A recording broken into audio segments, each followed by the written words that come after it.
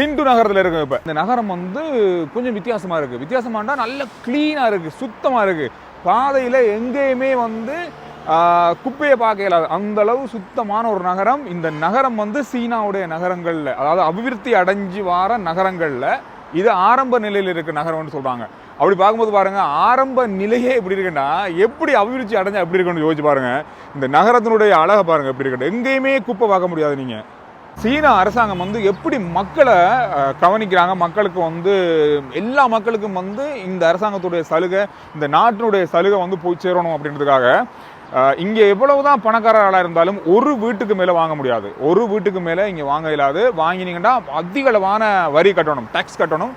அதனால் எவ்வளோ பெரிய பணக்காராக இருந்தாலும் ஒரு வீடு தான் இங்கே இருக்குமா.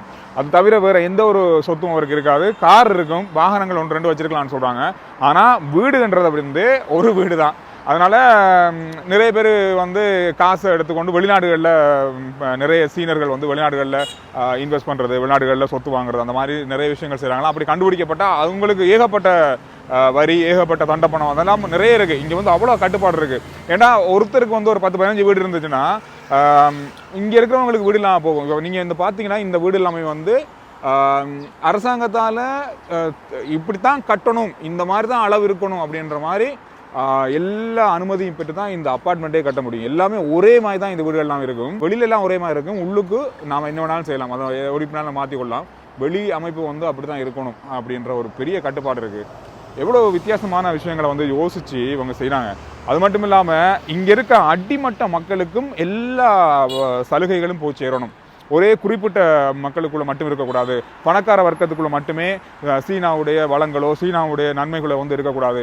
இங்கே இருக்கிற அத்தனை மக்களுக்கும் போய் சேரணும் அப்படின்றது இங்கே இருக்கிற அரசாங்கத்துடைய மிக மிக முக்கியமான திட்டம். அப்படி பார்க்கும்போது நம்ம நாட்டில் இந்த மாதிரியான விஷயங்கள் வந்தால் நம்ம நாடை பொறுத்தவரையில் ஒரு குறிப்பிட்ட ஆட்களுக்குள்ளே எல்லாமே இருக்கும், சிலருக்கு எதுவுமே இருக்காது. இந்த மாதிரி விஷயங்கள் இருக்குது. ஆனால் அந்த விஷயத்துக்கு வந்து சீனாவில் இடமே இல்லை, அதுவும் குறிப்பாக இந்த மாகாணத்தில் இடமே இல்லை அப்படின்றாங்க.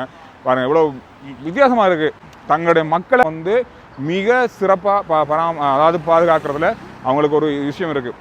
அந்த நகரத்தில் வந்து கடைகளாக இருக்கட்டும், வர்த்தக நிலையங்களாக இருக்கட்டும், எல்லாமே வந்து எல்லாருக்குமே பிரித்து கொடுத்துருக்காங்க. இங்கே இருக்கிற நிலங்கள் எல்லாமே வந்து அரசாங்கத்துக்கு சொந்தமான நிலம் தான்.